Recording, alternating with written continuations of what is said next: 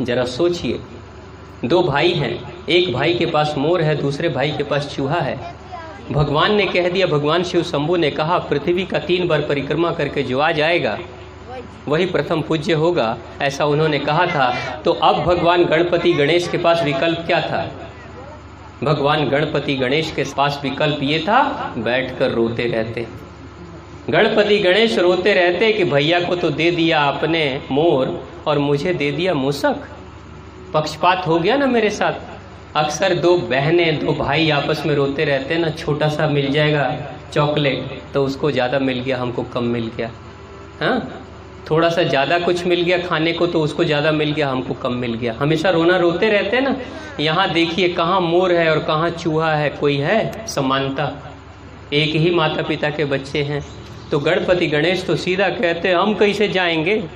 आपने इतना कठिन काम बता दिया दुनिया की परिक्रमा करने के लिए, और चूहा मेरे पास है, भैया तो उड़ के चला जाएगा, मैं कैसे जाऊंगा? तो भगवान गणपति गणेश तो बैठ के रोते रहते। आप लोग भी रोते रहते ना? हाँ बैठ के रोते रहते कि हम कैसे जाएंगे। भगवान गणपति गणेश रोते नहीं है। देखो क्यों पूजा हो रही है उनकी, सोचने की बात है। क्यों पूजा हो रही है? गुण की पूजा होती है, शरीर की पूजा नहीं होती है। गुणों की पूजा होती है। गुण कैसा है उनका? वो कहते हैं कोई बात नहीं, भैया के पास मोर है, कोई फर्क नहीं पड़ता। वो रोना नहीं रो रहे हैं भैया के पास मोर क्यों है।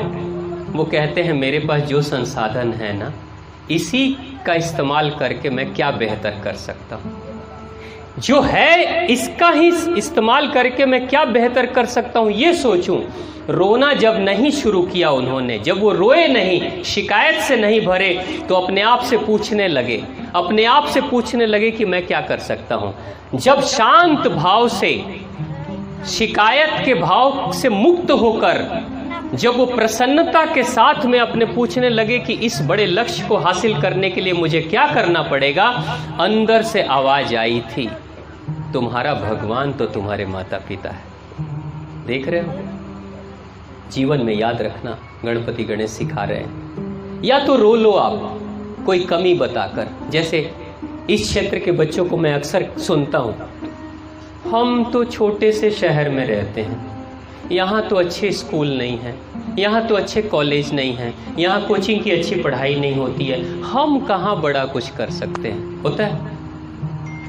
हम भी दिल्ली में रहते, हम भी मुंबई में रहते, हम भी अमेरिका में पढ़ते तो बहुत बड़ा काम करते। होता है ना? तो यहाँ के बच्चे रोते हैं जिंदगी भर इसी बात का रोना, हम तो गरीब हैं, हमारे पास तो पैसा नहीं है, हमारे पास तो संसाधन नहीं है, हाँ हम कैसे पढ़ाई करेंगे। जरा सोचिए, लाल बहादुर शास्त्री जब पढ़ाई करते थे ना, लाल बहादुर शास्त्री, तो उनके घर से स्कूल के बीच में एक नदी पड़ती थी। घर और स्कूल के बीच में एक नदी पड़ती थी। सड़क का रास्ता जो था वो बड़ा लंबा रास्ता था, और अगर सड़क से वो जाते तो बहुत देर हो जाती, लेकिन नदी बीच में पड़ती है तो उस नदी में एक छोटी सी नाव भी चला करती थी। लाल बहादुर शास्त्री छोटे बच्चे थे, आपके उत्तर प्रदेश के ही थे ना? हाँ, तो लाल बहादुर शास्त्री छोटे बच्चे थे, नाव जाती थी, लेकिन नाव में जाने के पैसे भी लगते थे, वो पैसे भी लाल बहादुर शास्त्री के पास नहीं थे, पैसे भी नहीं, इतने गरीब परिवार से थे।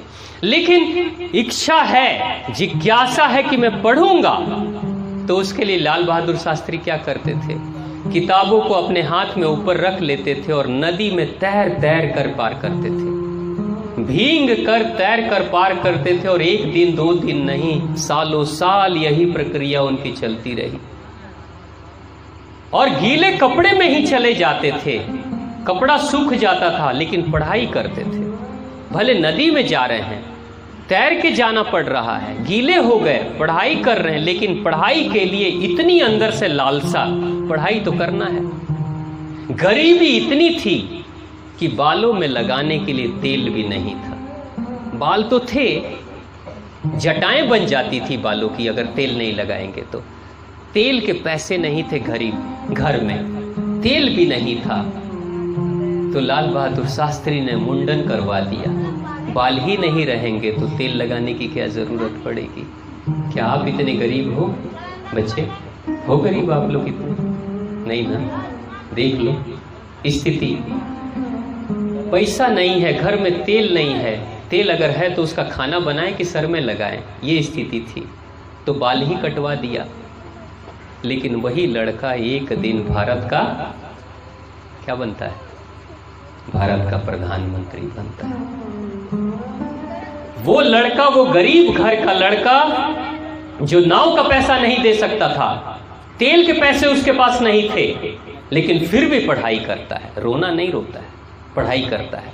और पढ़ते पढ़ते एक समय भारत का प्रधानमंत्री भी बनता है।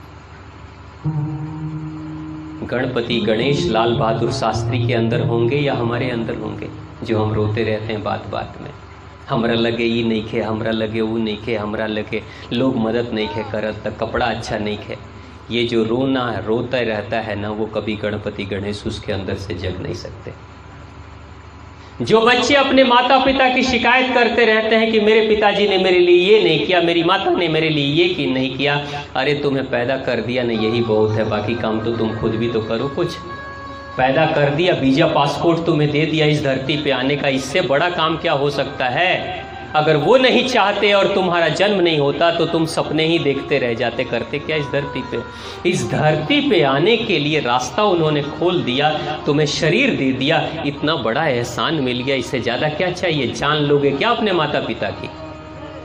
जो मिल गया उसके लिए धन्यवाद करो, और क्या बेहतर कर सकते हो ये सोचो। ये गणपति गणेश कह रहे हैं, मत रो कि मेरे पास चूहा है और भैया के पास मोर है, मैं उस चूहे के साथ क्या कर सकता हूँ बेहतर। ये जब सोचना शुरू कर दिया, जैसे लाल बहादुर शास्त्री ने कहा गरीब हूँ लेकिन कोई बात नहीं, पढ़ाई करूँगा, तो माता रानी माँ सरस्वती माता का भी आशीर्वाद मिला होगा। जब मेरा बच्चा पढ़ना चाहता है तो पढ़ाओ, मदद करो, पढ़ाओ। और पढ़ते पढ़ते इतना बड़ा इंसान बनता है कि भारत के जितने भी प्रधानमंत्री आज तक हुए हैं, उसमें से सबसे शक्तिशाली प्रधानमंत्रियों में उनका नाम आता है। एक बार बोला था, देश में अनाज की कमी हो गई थी, भारत में अनाज की कमी हो गई थी, अमेरिका से मांगा था लाल बहादुर शास्त्री ने गेहूं, कि तुम हमें गेहूं दे दो, तुम्हारे देश में बहुत गेहूं होता है, हमें दे दो। हमारे देश के लोग बहुत गरीब हो गए हैं, क्योंकि 1000 वर्षों की गुलामी झेलकर लूट लिया है अंग्रेजों ने, लूट लिया है मुगलों ने, अब बर्बाद हो गया है हमारा देश, अन्न नहीं है हमारे पास, तुम्हारे पास ज़्यादा है, तुम दे दो। अमेरिका ने मना कर दिया था, बोला था नहीं, हम नहीं देंगे, जबकि है उसके पास। उस समय वो अनाज अपने समुद्र में डाल देता था, लेकिन भारत को नहीं देता है। लाल बहादुर शास्त्री रोना नहीं रो रहे हैं। उस समय भी अगर रोने की आदत होती बचपन से, तो रो रहे होते बैठ कर कि अब मैं देश कैसे चलाऊं, प्रधानमंत्री तो आप लोगों ने बना दिया, लेकिन मैं देश कैसे चलाऊं, क्योंकि अमेरिका तो गेहूं नहीं दे रहा है। रोने की आदत तो थी नहीं, अंदर मंथन करने की आदत थी। जब अंदर मन में मंथन करने लगते हैं कि क्या कर सकता हूं मैं, विकल्प क्या है, तो अंदर से विकल्प आया, अरे उपवास तो कर सकते हैं, उपवास तो कर सकते हैं। अंदर से आवाज आई थी। लाल बहादुर शास्त्री दूसरे दिन रेडियो पे अनाउंसमेंट करते हैं और प्रार्थना करते हैं, मेरे भारतवासियों, अनाज की कमी हो गई है हमारे देश में, लेकिन ये कमी हमेशा नहीं बनी रहेगी, उसके लिए हम कुछ कर रहे हैं, प्रयास कर रहे हैं, आपकी मदद की जरूरत है, आपके सहयोग की जरूरत है। हम मरना नहीं चाहते, भूखे नहीं मरना चाहते हैं, कोई नहीं मरना चाहता, लेकिन उस भूख की त्रासदी से बचने के लिए, भूख की मौत से बचने के लिए हमें कुछ करना पड़ेगा। हफ्ते में एक दिन, सप्ताह में एक दिन हमें उपवास करना पड़ेगा।